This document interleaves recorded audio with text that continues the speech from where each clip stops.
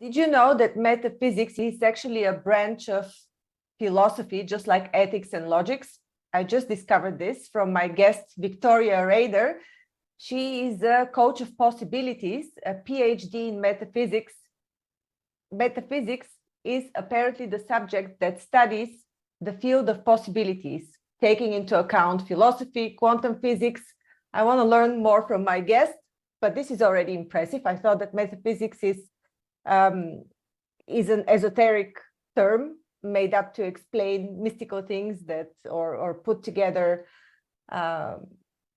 mystical concepts and ancient knowledge that people are just rediscovering, but it's not. So hi, Victoria, welcome. Hi, Enlighten Zorina. us. Well, listen, I don't know that that was a wrong conception, right? Because in a field of possibility, everything is possible. And that is in a nutshell metaphysics. And so, because of that, so much of it gets clumped into it because it answers a question, an existential question. Is it possible? What is possible?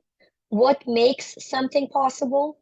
And when do we cross from impossibility to possibility, which is the quantum physics, right? When we look at the development of any science, the science develops, and any human being, I believe, develops as science does, from the first step saying, oh, I didn't know it was possible. Second step, how is it possible? And then making possibility probable, and then in science, repeatable, and in human life, profitable. But the path is the same. It starts with, is it possible? And the next question, is it possible for me? Those are two very different questions. Wow, you put it so clearly in a nutshell. Yeah. Oh my God. Victoria, how do you open up possibilities for people? You are doing so many things, so many projects. Maybe just start with the project that you just mentioned, which is quite impressive. You're working with with many of the thought leaders in personal Yeah. development Yeah. nowadays. Mm-hmm. This is what I've come to understand, probably from a very young age, unconsciously, and from a married age, early, 20s, consciously. If you want to become an expert, if you want to become good, you go and learn from somebody who already is. And what I mean by that, when I was first married, I had a lot of friends who were still single. I had friends who were divorced, and I was seeking advice from them, and it reflected in my marriage poorly. And I remember being early 22, 23, sitting there and saying, wait a minute, why am I asking them? They're not good at it. If I want to get good at marriage, I need to find somebody who's happily married. I mean, that was a 20-year-old process. And I literally started looking around in my environment and becoming friends with older, more capable, more advanced, and happier women. And I literally would sit down and say, what makes your marriage work? And start applying it to my life. Unbeknown to me, it was an unconscious process that I've replicated through my whole life. So right now, I have this immense opportunity because about a year ago, I asked myself, how do I get close to all of the legends of personal development? What does one do? Well, you go where they go. So how do you go where they go? They meet once a year at a secret knock, invitation only event in California. So I got invited, got myself invited, right? If you look for a possibility, you'll find it. And then I ended up working with Greg Reed, and Greg Reed is a phenomenal legend in his own name. He's somebody who's written 100 books, including 3 Feet from Gold, which is a modern day version of Napoleon Hill's Think and Grow Rich, as he's taken over Napoleon Hill Foundation. He's written books with Bob Proctor, he's co-authored them, worked with Brian Tracy. He kind of knows everyone and anyone. And he is currently creating a project that's called personal development, that is pretty much a personal development from A to Z, from Aristotle to Zig Ziglar. And the group of us gets to interview all of the living legends about what is their key teaching, what is it? How do they define personal development? How do they define growth? And so the project is relatively new. So far, we've gotten to talk to Les Brown, Brian Tracy. Yesterday, we interviewed Mary Morrissey. And so we have access to all of these incredible human beings. And so I get firsthand satisfied that eagerness of, okay, what is personal development, right? And and I'm going to say tune in, and people do not freak out if you're not into metaphysics. Tune in is what you do every day with your TV and with your radio. I like to come into the room and say, do you hear the music? People like, after they try to hear, what are they talking about? Well, is there music in the room? No, it's quiet. Oh, yes, there is. There's hundreds of channels of music in the room. You just need to have a device to tune in to the channel you want to listen to. And it's a very important concept for us because constantly our brain is tuning in to something. And so for me, it was, how do I tune into development? How do I tune into growth? And I'm sure that somebody who's listening to this right now, consciously or subconsciously, asked the same question: how do I tune in to growth and development? So when you were seeking the advice of these successful women in their marriages, did you approach the task that you had set for yourself from the mindset point of view, from the practical point of view, or from the energy point of view in metaphysical terms? How did you tune in to what they had to offer? I love your question is in so many ways. I really do, because it's multi-aspected question. And I actually answer it directly or indirectly in one of my most recent books. I wrote a book called Prosper Me, 35 Universal Laws to Make Money Work for You. One of those laws is the law of growth. And the law of growth, because I have also background in statistics, I, you know, I healed my ego through getting lots of pieces of paper. Hopefully I'm over it. Hopefully I'm over it, but one of them was a piece of paper in statistics. And so, and I like formulas. So I said, okay, what is the formula for growth? And what I wrote down was, it is your mindset multiplied by your skill set, multiplied by your effort, and that equals result. If you're a person who's spiritual, who can define the source, God as great overall designer, whatever that is, if you multiply the left by that energy, your results become infinite. That's the only difference. You can force the results as a human being, or you can surrender the results and have them infinite. So for me, when you look at that, I see most people being stuck, and I was stuck at one of the three areas. All of us are addicted to something. Mindset people are addicted to mindset. We read books, we go to seminars, we're just mindset addicts. Skill set people are skill set addicts. They go to school, they get degrees, they go to trainings, they get training certificates. And then effort people are workaholics and work addicts. They just grind it and grind it and grind it. So what I find is that most people are stuck because they currently have maxed one of those three capacities. And instead of going to the next one, asking which one of these three do I shift by a tiny degree, they keep pouring more into what they're already strong with. So in that mindset of a new wife, it was skill set, right? Because my mindset was, I'm going to have a happy marriage no matter what. The mindset was healthy.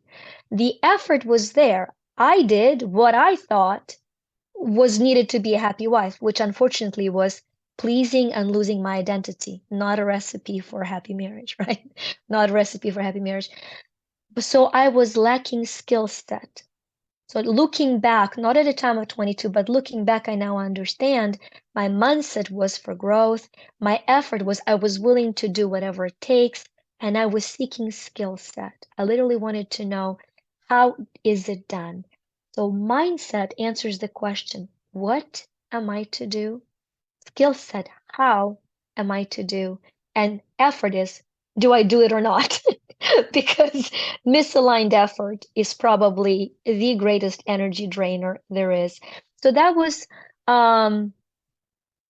intuitive, probably desire, going back to how do we have it. But what I believe is that whether we call it or not, I don't think there is a breathing human on this planet that is not born with an inner burning desire to seek wholeness, to seek prosperity, and to seek happiness. And then during the lifetime, some not so well-meaning, pretending to be well-meaning people dissuade us and limit us. And we start justifying to ourselves why something amazing will not work for us. And that, I think, is the tragedy of human experience. So when you think of the saying, I'll rub myself off of somebody, do you think of one of these three skill sets? Or because they say energy is contagious, or do you think that we're actually picking up something on a subconscious energetic level from these people? Say they vibrate at a certain frequency that carries information about the subject. It's both. It's both. And it always is, it always is both. Our mind is dual, and mind wants to place either or limitation. But our soul and energies are infinite, and so it always is both. I remember reading a book years ago, I think it was called Millionaire Mindset, and it was talking about millionaire mindset always thinks and. It doesn't think either or, it's and. That's one tip. And another tip that was great was one of the masterminds with John Assaraf. John Assaraf is a phenomenal, business coach and a presence in my life. I took a course with him recently Yeah, on so marketing. wonderful, wonderful. And so he said something so cool because somebody in the group said, I've done this, this, and this, and all of a sudden it happened. What are the chances? You know, how often we say when there's a serendipity or coincidence, we say, what are the chances? And John said, 100%. Like, it really gives me chills to think back on that. So that is that attunement subconsciously through energy. When you see serendipities, Deepak Chopra goes as far as to say enlightenment is very simple. It's continuous cycle of serendipities. You know you're in a process of enlightenment when things just align and it's one serendipity after the other. And according to John Assaraf, what is the chance of that? 100%. I talk of mindset as a set of 6 mental faculties. Because for years in a practical field, I was asked to give a talk on mindset, and I was talking about growth mindset, fixed mindset versus growth mindset. Then I sat down and I said, okay, girl, you, you talk about mindset. I don't like the word set because it means it's set. And then I said, oh, wait a minute, it's English. It's not set. It's a set of something. What is it a set of? And by then, I've already had an opportunity to be coached by Bob Proctor. And Bob Proctor talked about 6 mental faculties. And all of a sudden, I had that serendipitous moment of the light going on, and I said, oh my gosh, mindset is a set of 6 mental faculties. If they're in alignment, we create a life of miracles. If they're in misalignment, we create a life of chaos. And those 6 mental faculties are perception, imagination, intuition, reason, memory, and will. And so first we perceive the world, because a lot of speakers will say, you got to think big, you got to imagine great things. You cannot out-imagine your own self-image. It's impossible. You will only imagine what your self-image allows. Your self-image is a reflection of your connection to your self-worth. How worthy you think you are is a skill of perception. So as you learn to perceive the world as a playground for you to create, not to limit you, not to suffocate you, not to drain you, you can start imagining the ways to do that. And then I say, if you think of a tuning fork, with one side being perception and the second side being imagination, the tuning fork then becomes your intuition. you become intuitive about what you perceive and imagine. So intuition, mathematically speaking, is nothing more than being in tune with what you naturally train yourself to perceive and imagine. That's the simplest way for me to decode intuition for anybody. So when somebody says, "Oh, I'm intuitive about markets," yeah, it's because you study markets, you're perceiving them, and you have a gut feeling based on your perception. Some of us are intuitive about people. We feel sick about somebody, and then our felt faculty of reason can reason against or for it, and will act. In my life, the disharmony was always coming from a conflict between intuition and reason. My intuition would say, walk away, and my reason would say, oh, but let's look at the statistical analysis. This looks really good on paper. And so I would enter into a business that made perfect logical sense, only to find out a year later and a $70,000 loss that I should have listened to my intuition. So, yeah. So I was reading briefly the other day about a study from a Nobel laureate who used to work for the Munich Business School. And his name escaped me right now, but he made a graph, like an XY graph, on intuition and experience. And he said there comes a point where intuition and experience correlate. And this is when the previous explanation of CEOs being so successful because of their intuition, but their intuition was learned in a way through experience in industry and in their jobs. But this graph actually showed that after a while, intuition and experience become inversely related. So your intuition at some point overshoots experience. Yes. So it's not related to experience anymore. Yes. So yeah, both are true. You can have intuition based on experience and independent intuition, independent of experience. What I believe is he can only measure the practical experience, the traceable experience. He cannot measure the subconscious experience. And so when he says the experience that is intuitive, he takes the parameters of the measurable reality. This is where metaphysics comes in. But I believe as everything is interconnected on a soul level, on a higher energy level, that same person has been gaining a very different experience that is beyond measure. And that is trumping the measurable experience, right? That's where I think science is gorgeous and limited. And we know that every 3 years we say, oh, science was wrong. This is new science. And, true. And it's definition of growth, right? Yes. Because, even 5 years ago, we could not measure the magnetic field of the heart. Now we can. Now when I say electromagnetic, people no longer say woo-woo. Why?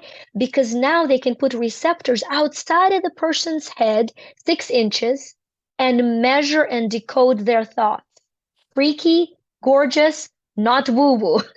But this was done back in the 60s. Jose Silva made experiments with electroencephalograms. The feelings. But aren't these also frequencies measured in the same way? They can now decode the thoughts. And what they're applying for paraplegics, now paraplegic can be laying in bed and thinking, and the machine is writing what they're thinking because every word has a frequency. So the thoughts are electric and the feelings are magnetic. And so Jose Silva was amazing to show that we are magnetic feeling things, and you could measure this is anger, this is depression, based on just the energy flow. But now they're decoding it further to saying, wait a minute, we can scan the human brain of what it thinks based on the energy that it emits, right? So I think it's gorgeous. I think if we give science time, it'll catch up and no longer freak out that there is oneness of energy and source. They just need to prove it, and we've got all the time in the world to do so. Wow, this is developing to be a very interesting conversation already. If we end it here, we've still given enough value, I believe. But I do want to hear your story, Victoria. What happened to this marriage from the beginning of your story? How did it develop? Well, as of today, I'm married for 27 years, so that's a good thing. That is a good thing. Um, and it's a beautiful question and a vulnerable question for me because knowing something and doing it experiences a knowing doing gap. And in my case, that gap was quite a few years where I knew what to do, and I had too deep of a subconscious sabotage to force myself to do that. You know, I guess the best way I can describe it is that you cannot change what you're unaware of. And all of us are unaware of most of what we do. I'm an avid tennis player. I'm a competitive tennis player. And I actually ask my teammates to record me when I play so I can watch back and be like, if somebody told me you don't step into the ball, I would be, of course, I'm stepping into the ball because in my mind, that is what I'm telling my body to do. But in reality, it doesn't look that way. And so for me to know, for example, one of the very simple things, when every single couple told me the day you stop trying to control the person you're with is the day your marriage becomes happy. That was a piece of advice. Now, for a control freak in recovery, we control freaks have no idea what we're controlling, because that is the self-sabotaging program. I'm just helping. I just tend to know what's best. I mean, that's not controlling, is it? And so it took years of being able to apply the knowledge because it took years to become aware that I lacked it. And the only way for me to have become aware was to become more and more self-accepting and self-compassionate. Most of ourselves are blind to most of our damaging patterns because if we see how ugly we actually can come through, and if we don't have capacity to fully forgive it and honestly laugh it off, our subconscious mind that has one job, protect us from us, will block it from our awareness completely. And so the invitation for me for anybody is start writing forgiveness letters to yourself from yourself. What is the one thing that pops into your mind right away that you have tried to suppress so much because you were unable to forgive it? And if you say, oh, I've never done anything like that, then it means it's really deep, you know? And so once you find those things and you write a letter to you, I literally have written dozens of letters. Hi, Dika, I'm very sorry I've done this to you. I shouldn't have. Please forgive me. So as you start forgiving yourself, you start accepting yourself, you start becoming more compassionate, your subconscious relaxes, and all of a sudden, into your awareness pops in a behavior that is shocking to you. And that was probably good 7 to 10 years of discovery for me. If you ask me, I'd say, I'm a very positive person. And all of a sudden, I would hear and see myself saying things that were not positive at all. And it's not that I started saying them all of a sudden, it's that all of a sudden they came into my awareness. And so step one is making it safe to see yourself and then start applying those lessons because, what can I say? If you're into growing, you're into controlling. So let's all stop doing that. What should we be in to avoid the trap of being controlling? Man, I love that. So I've mentioned earlier before the podcast, I'm Ukrainian. And if at a time that this is going live, hopefully the war in Ukraine is coming to an end. But the bottom line is we don't surrender well. If you know anything about Ukrainian people, we don't surrender well. Stalin tried to starve us, 6 million died, we didn't surrender. And so the concept of surrender was foreign to me on a genetic level. And yet intuitively, I knew I need to surrender control. So I was in one of my sacred places for me, one of in my temple, and I'm sitting there and having a conversation with higher power. And I'm saying, what is this surrender thing? I mean, it doesn't sit well with me. Does it mean roll over? What does it mean? And I had this, I call the feeling, internal feeling, I call them promptings. I have this prompting. Lift up your feet off the floor. I'm sitting on the bench. Lift up your feet off the floor. So I'm lifting both feet off the floor. And I have a very clear understanding. I'm now surrendering my weight to the bench. So when you surrender your weight to something, you're allowing for ultimate support. You see, this was a huge self-discovery. We control for things because we feel so vulnerably unsupported. We don't know how to surrender to ultimate support. And the fear of falling, failing, and being unsupported turns us into control freaks. And a lot of us are high achievers.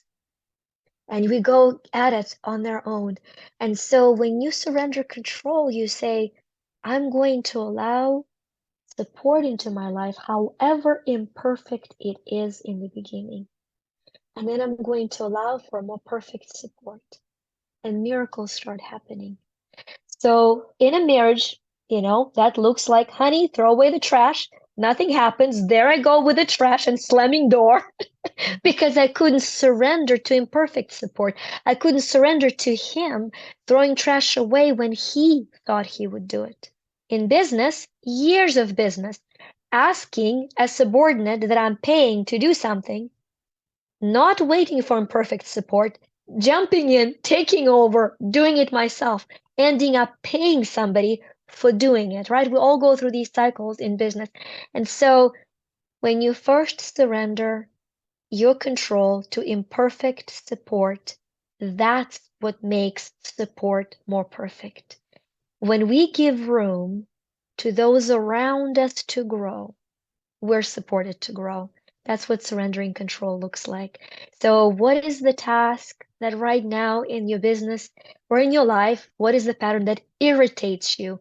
Pause and say, who can I surrender this to? Knowing that it won't be perfect because I welcome their imperfect support.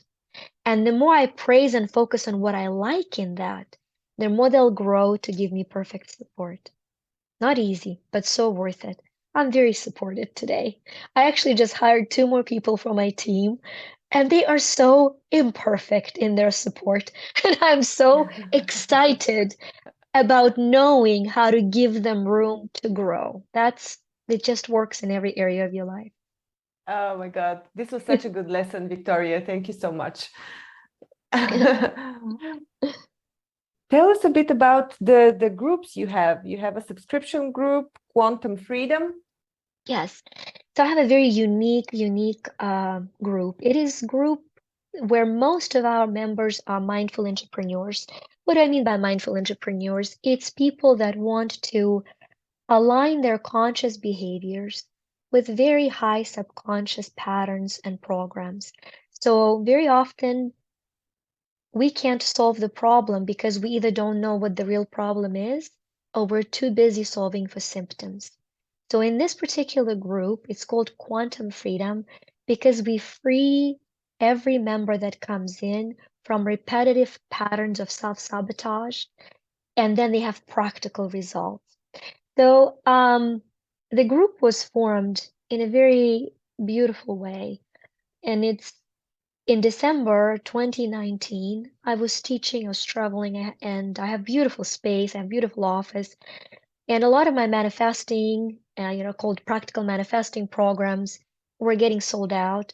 And I got that same feeling that told me to surrender, and I had the feeling, take it all online. Make it a subscription group. Take your programs online. So this is December 2019. I talked to my team. They're saying, but you have this beautiful space. We can rent bigger venues if we need to. However, we decide to go ahead. And by January 2020, mid-January, actually January 24, 2020, we built a full platform of support for subscription online. And we all know what happens in March 2020. 2020, the world starts shutting down because of COVID. And there was such serendipity in what has happened because the first program that we did was a 52-week program that was called Course in Miracles. And amidst external tragedy, amidst darkness and fear, the members of the group were trained how to witness and create miracles in their life. And so the group started growing naturally. And as it started growing, we started adding different subcategories. So the Course in Miracles is fully recorded. Then we did the Science of Getting Rich. We did the 35 Laws of Money. We did Manifesting Your Radiant Body, the 8 weeks, 8 lesson course that is amazing on finding, discovering, and stepping into radiance that you are. You know, there's no need to lose weight when you find yourself. When you find yourself, the weight falls off, right? So it's all about reframing it. And then we got the business. I'm in business now to thrive. We've got the group healing, which is the actual energy healing for members. And we're continually restructuring and adding to that subscription group. So I call it a high frequency group, meaning people that come are positive, are driven, and they make their investment back 10 times by the end of the year each year. Wow, awesome. This sounds really interesting. What methods do you use in the group for manifestation, for healing?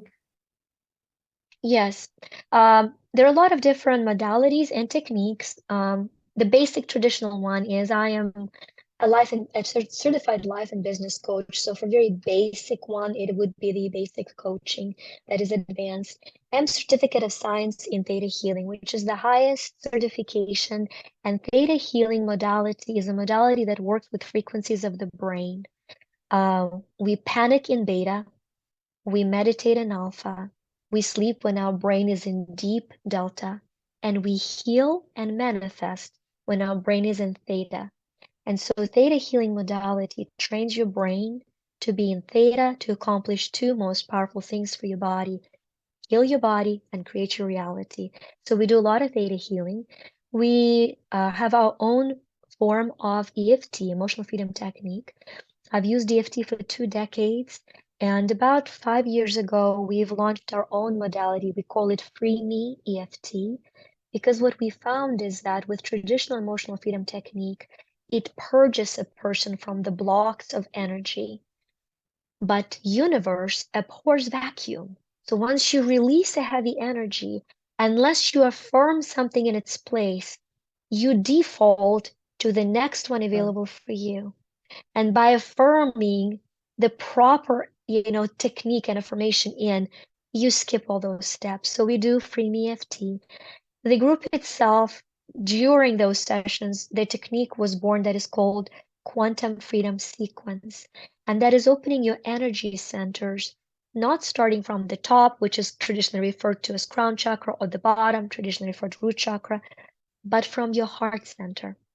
So we start with your heart center and we go to your solar plexus, which is light and power center. And we open your capacity to have the power of love. What has happened through centuries, humanity has misused and learned to love power instead of leaning into the power of love. I believe we're in a beautiful new transition now when we're learning that you can prosper not through loving power, but through the power of love. And so the quantum freedom technique goes up and down, opening all the centers. We also use NLP. I have a master's in NLP, which is neuro-linguistic programming. I don't like hypnosis because I'm very big on free agency and I know how susceptible human brain is. So I believe anybody who's into hypnosis, it's important to read the script that will be downloaded into your psyche, because you can be programmed for something that you might not be, cognitive of. So we use neurolinguistics to the degree of visualization and meditation, but not to deep hypnosis. So those are the ones that I can think of right away. A lot of visualization, a lot of active meditation, a lot of practical guided advice. We have fun. Yeah. Victoria, with all the tools that you currently have and with all the information that you receive upfront through your intuition, what does your intuition tell you about the coming 2-3 months overall, the state of affairs in the world? I think we're in a die-off, of a lot of old patterns and paradigms. I compare what is happening to humanity right now to a birth.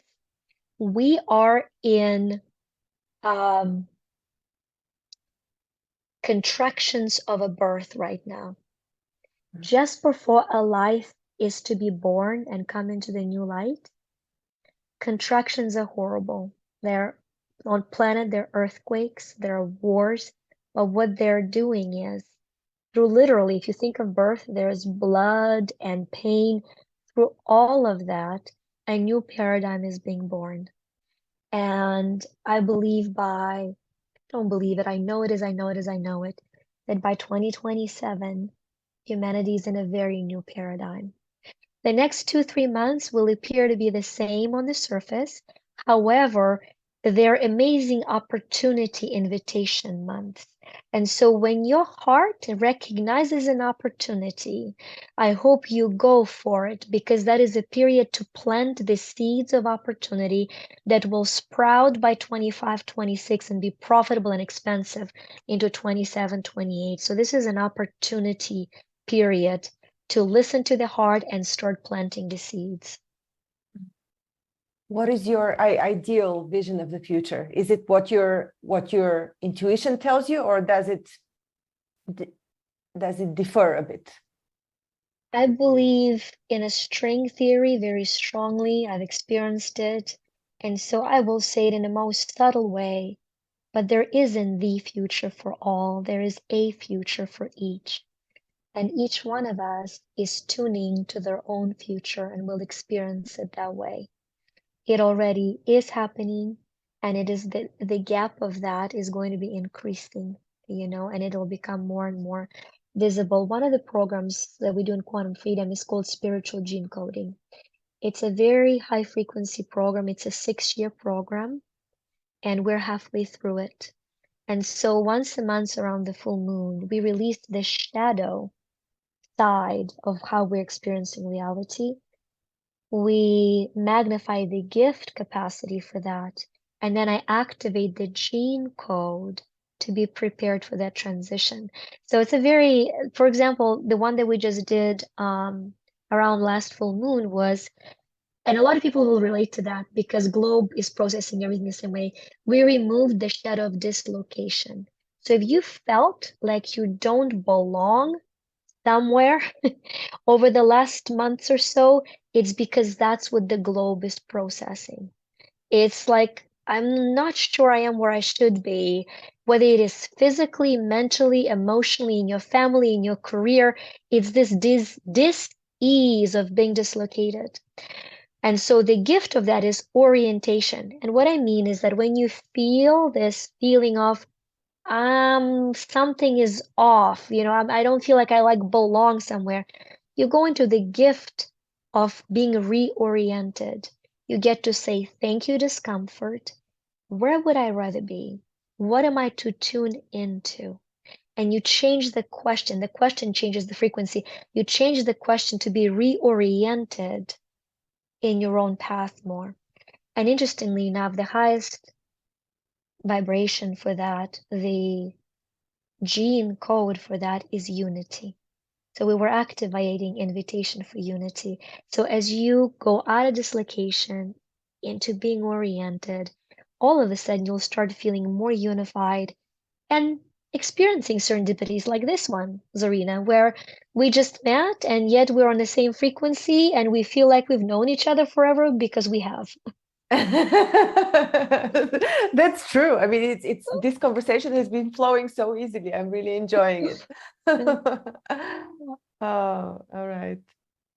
What else can I ask you, Victoria? What is something that you feel like sharing, something important to your heart? I think what is most prominent right now is on my site, I have a quote, notice what you notice, because what you notice is what you create. I do believe this is probably my most important message right now. In a way, it's a message of perception. Notice what you notice and how you notice. So let's say if you are, let's tune into your audience. A lot of the people are single right now and would love to have a soulmate in the audience. So notice how you notice that. When you see a happy couple, do you notice through lack? Oh, wow, they have it and I don't.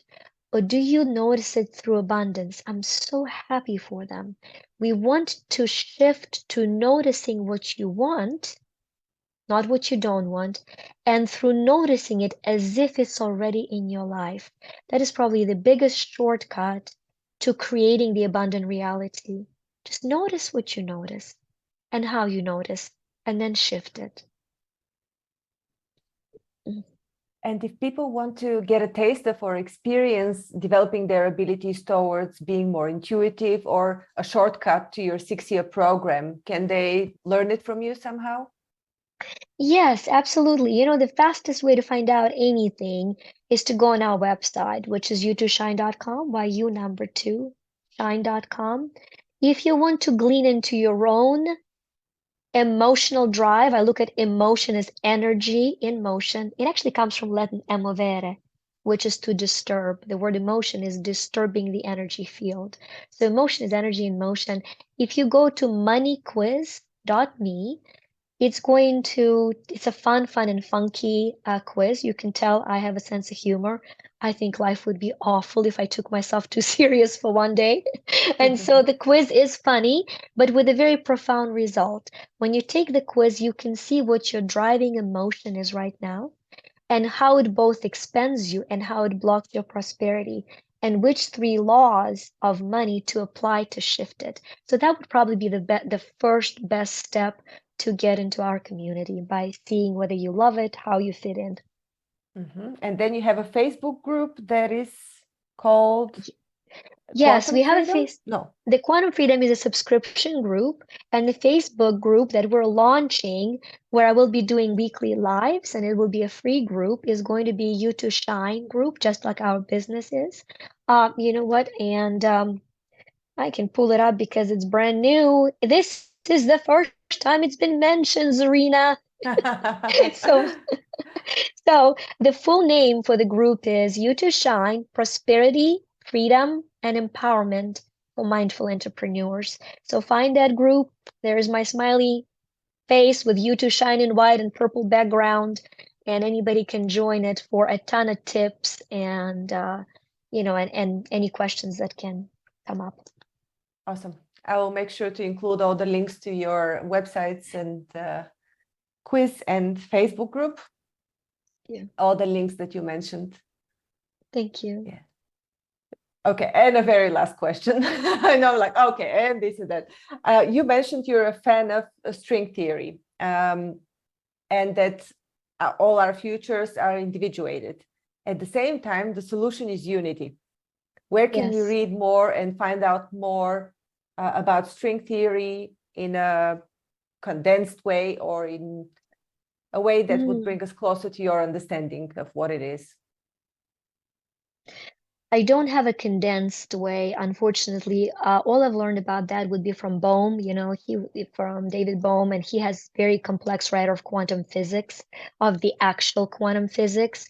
It's a great question. I don't know that I have a resource on that.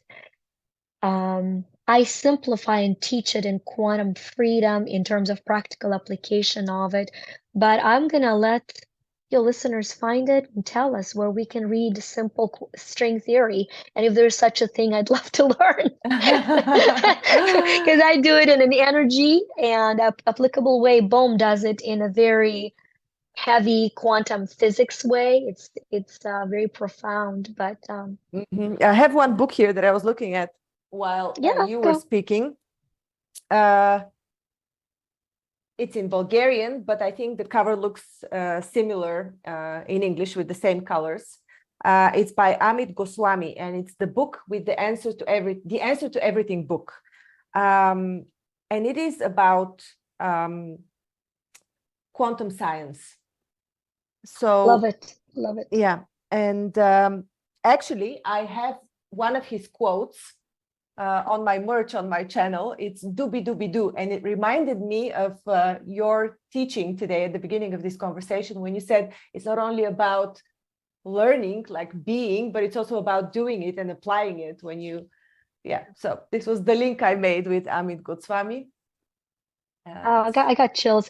You know, when you look at the me for Prosper Me book, for Empower Dash Me app, when you look at that, the way we spell me, it's little m, big E. And the reason I do that is because that's a reminder formula for me of who I am.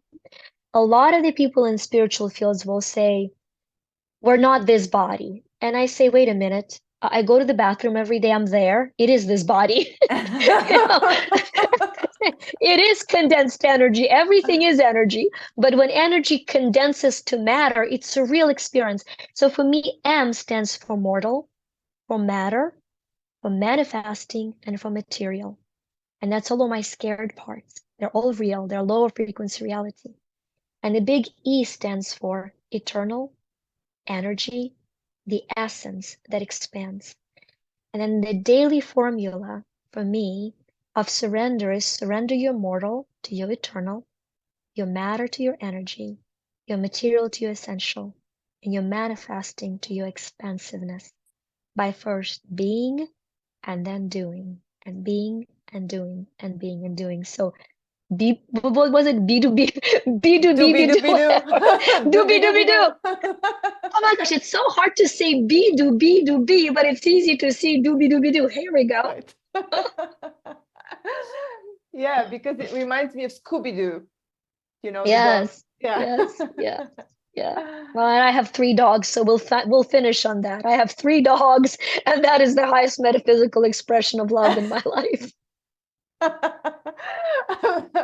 Victoria, thank you so much. So informative, heartful. Also, I laughed a lot. I always appreciate it when my guests make me laugh. Thank you so much. Thank you And for I'm having me, sure Zorina. that you're already on the big scene of personal development, but I'm sure that we'll be seeing your name across the major best-selling books and courses and everywhere. Thank you. Thank you. Thank you.